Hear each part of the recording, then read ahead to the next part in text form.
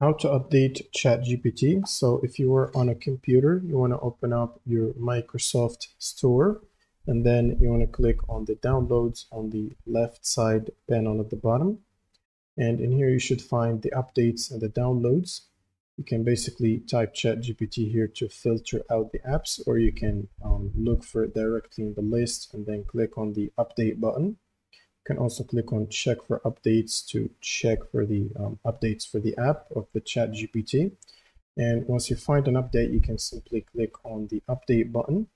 Now, if you are on a mobile device, what you will need to do is open up the App Store. If you are on an Android, you can use the Google Play Store, and if you are on iOS, you can use the Apple Store. And in here, you want to type ChatGPT.